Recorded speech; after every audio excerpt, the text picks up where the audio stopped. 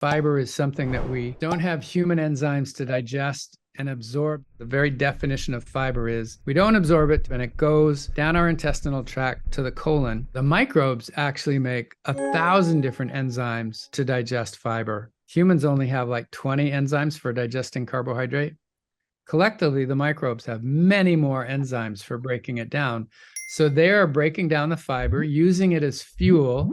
And what we've learned is that in the process of using that for fuel, they generate small metabolites, very small molecules that we absorb in the body. Sort of the best characterized are short chain fatty acids. And it looks like these short chain fatty acids and other metabolites probably help immune function, and they probably help to lower inflammation. So there's a huge amount of enthusiasm for looking at the microbiome diversity and asking how much we could change that.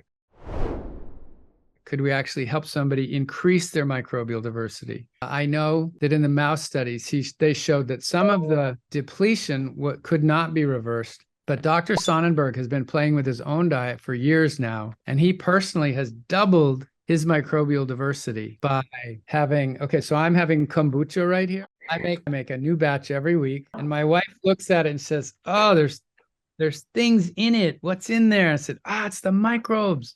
I'm getting microbes." And I could have kimchi or sauerkraut or yogurt or kefir or pickled vegetables. And so it's very fascinating to see if people can increase their microbial diversity, improve their immune function, and lower inflammation. But I will say those are very challenging topics because there are hundreds of species of microbes. And we've been trying to characterize what are the good ones and what are the bad ones. And it's hard. Complicated. And then when those microbes are getting fermented food or fiber, it's helping them to generate small molecules that we absorb. And I have one colleague who's been characterizing these, and he's characterized over 100 small molecules that we absorb. And so it's not possible yet to give somebody advice, okay, I want you to have broccoli so that this microbe will bloom, so that it will make that small molecule that you will absorb, and it will lower your blood pressure, or it will lower your triglycerides, or it will improve this inflammatory marker. That's the goal, is that someday we might know how to personalize nutrition that way. A lot of companies are working on this right now. Probably, eventually, we will learn how to do that and recognize that someone is missing these microbes and we need to introduce it and we need to feed it with certain fibers. That's the dream, but we're not there yet. So the two things that I think everyone agrees on are added sugar and refined grain. So if we take, and in the US in particular, so I think across the whole world, there's sorghum and teff and oats and barley and wheat. There's many, many types of grains. In the US, about 90% of the grain consumption is all wheat.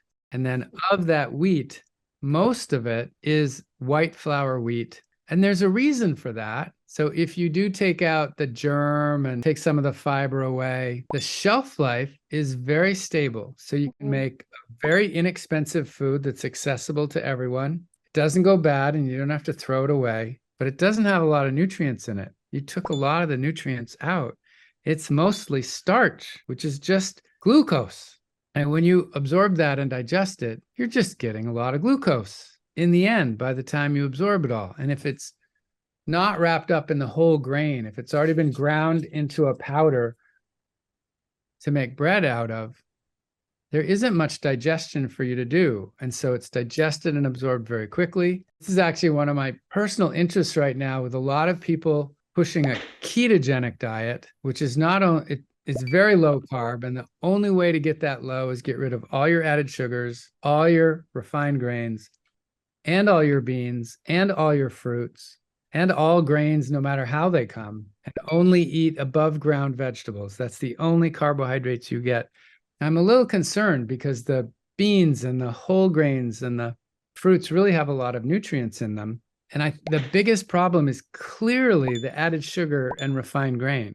For those people with prediabetes or diabetes, I think the simpler thing to do that would give them more variety in their diet would be to focus on the added sugar and the refined grain, which is usually pretty easy to see on the label that they've added sugar to it or that it's not a whole grain product. And so if they would just focus on that, I think that would be 90% of the benefit.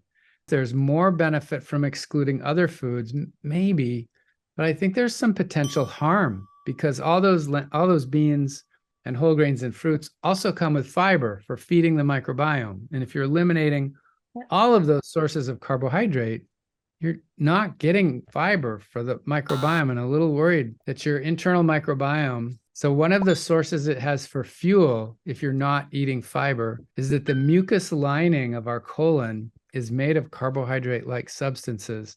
And so they can eat you. They can be eating the lining of your gut when they're not getting enough fiber.